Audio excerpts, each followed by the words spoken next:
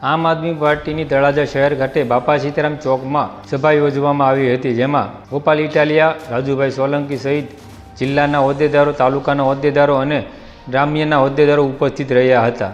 તળાજામાં આવી રહેલ નગરપાલિકાની ચૂંટણીને લઈને આમ આદમી પાર્ટી દ્વારા તળાજાના બાપા સીતારામ ચોક ખાતે સભા યોજવામાં આવી હતી, જેમાં ગોપાલ ઇટાલિયાએ ભારતીય જનતા પાર્ટી પર આકરા પ્રહારો કર્યા હતા. જેમાં રોડ, રસ્તા અને પાણીના પ્રશ્નોને લઈને ગોપાલ ઇટાલિયાએ ભારતીય જનતા પાર્ટી પર ભ્રષ્ટાચારના આરોપો લગાવ્યા હતા. આમ આદમી પાર્ટીના કાર્યકર્તાશ્રીઓ દૂર દૂર બેસીને પણ ધ્યાનથી અને ગંભીરતાથી આ વાતને સાંભળી રહેલા તળાજાના સૌ મહેનતુ નાગરિકો, આમ આદમી પાર્ટીની શોભા વધારનારા તળાજા આમ આદમી પાર્ટી શહેર અને તાલુકાના પ્રમુખશ્રી, જિલ્લાના પદાધિકારીશ્રીઓ, પ્રદેશના પદાધિકારીશ્રીઓ અને આપણા સૌના લોકલાડીલા આગેવાન શ્રી રાજુભાઈ સોલંકી, સૌનું ખૂબ ખૂબ આભાર, સૌનું સ્વાગત.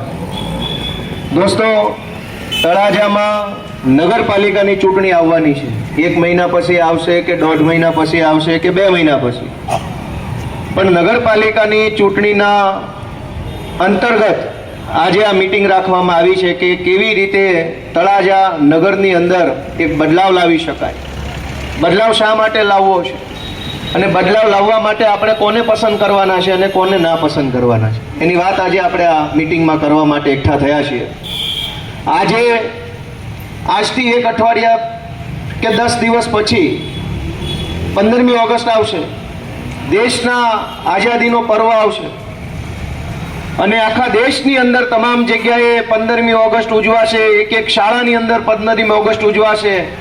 હજારો બાળકોને આઝાદીનો સંદેશ આપવામાં આવશે. સ્કૂલોમાં, કોલેજોમાં, યુનિવર્સિટીઓમાં, ગામડાઓમાં, દેશની અંદર લાલ કિલ્લાથી ઝંડો લહેરાવવામાં આવશે અને મોટા મોટા ભાષણો કરશે નેતાઓ કે દેશ આઝાદ થઈ ગયો, ભાઈઓ બહેનો સ્વતંત્ર થઈ ગયા, વગેરે વગેરે. આઝાદીના 75 વર્ષ તો પૂરા થઈ ગયા. 76મું પૂરું થઈ જાય, 77મું પૂરું થઈ જાય, પણ 76 વર્ષ પછી તે તળાજાની બજારમાં ખાડાથી આઝાદી ન મળી હોય તો લડાઈ હજુ અધૂરી છે, બાકી છે આઝાદીની, એમ સમજવાનું છે. નગરપાલિકા એટલે નગર, જ્યાં નળ આવે ટાઈમે, ગટર વ્યવસ્થા બરાબર હોય ને રસ્તા યોગ્ય હોય ને નગર કહેવાય. અહીંયા એવી કોઈ વ્યવસ્થા છે નહીં.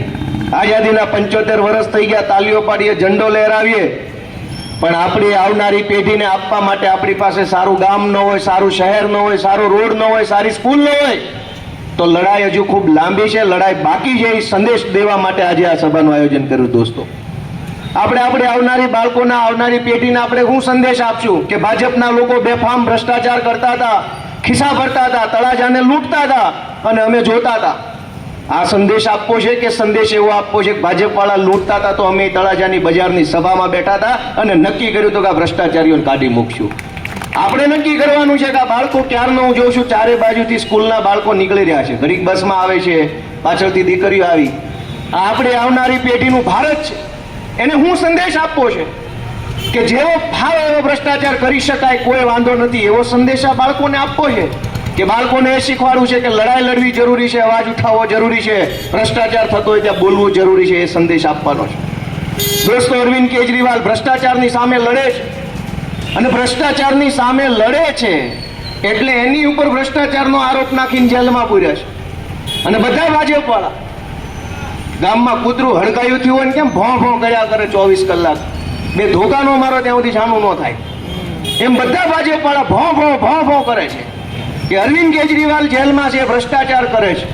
દોસ્તો, મારે એમ કહેવું છે કે આખા ભારત દેશની અંદર જેણે કરોડો રૂપિયાનો ભ્રષ્ટાચાર કર્યો ને બધા ભાજપમાં છે. ભ્રષ્ટાચાર નથી કર્યો એટલે જ કેજરીવાલ જેલમાં છે.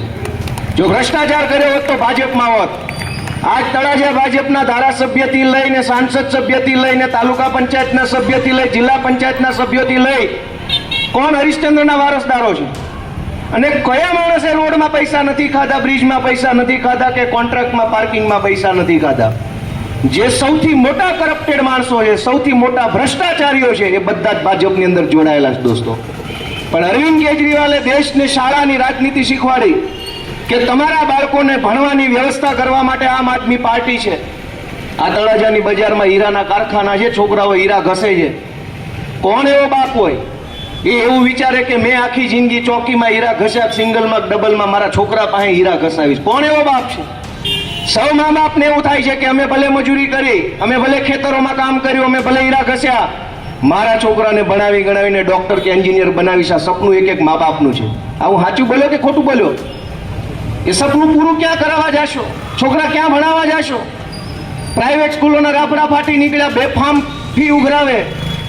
થોડી ઘણી સરકારી સ્કૂલો બચી હોય તો એની અંદર શિક્ષકોની ભરતી ન થાય. શિક્ષકની ભરતી કરો એવી માંગણી લઈને આપણા છોકરાઓ ગાંધીનગરમાં આંદોલન કરવા જાય તો ભાજપની પોલીસ એને ધોકા મારે. માંડ એકાદી ભરતી આવે તો પેપર ફોડી નાખે ભાજપના માણસો. પેપર ફૂટી ગયા પછી ભરતી રદ કરાવવાનું આંદોલન કરવું પડે. મુર્દાબાદ, મુર્દાબાદ. પાણી આપો, મુર્દાબાદ, મુર્દાબાદ. રોડ બનાવો, મુર્દાબાદ, મુર્દાબાદ. આપણને એમ થાય કે આ દેશમાં જન્મ મુર્દાબાદના નારા લગાવવા માટે જ આવ્યો હશે ભગવાને. પાણી મળે નહીં. આઝાદીના 75 વર્ષ થઈ ગયા દોસ્તો. આપણે બધાની જવાબદારી છે. જે કોઈ મિત્રો અહીંથી સાંભળે છે, ઘણીવાર એવું થાય કે આપણે અહીં સભામાં કંઈક બે વાત માઇકમાં બોલ્યા, પછી સભા પૂરી થઈ જાય, હાલતા હાલતા આમ જાય એટલે એક ભાઈ કોક આવે નજીકમાં, તમે ગમે એમ ગાંગરો, અમારે મત ભાજપને જ દેવાનો, જાઓ. ઘણા એવા હોય. મારે એમને વિનંતી કરવી છે કે તમે અમને એક વાર નહીં, 1000 વાર મત નહીં આપો ને એનાથી ગોપાલ ઇટાલી આત્મહત્યા નહીં કરી જાય, પણ તમારા છોકરાનું ભવિષ્ય બરબાદ કરશો ભાજપને મત આપી. અમે હારી જાશું તો બીજી ચૂંટણી હારી જાશું, ત્રીજી ચૂંટણી હારી જાશું, ચોથી ચૂંટણી હારી જાશું, 50મી ચૂંટણી સુધી અમે લડતા રહીશું ભાજપ સામે. તમે મત મારું સારું કરવા માટે ન આપતા, તમે મત તમારા બાળકોનું સારું કરવા માટે આપજો દોસ્તો.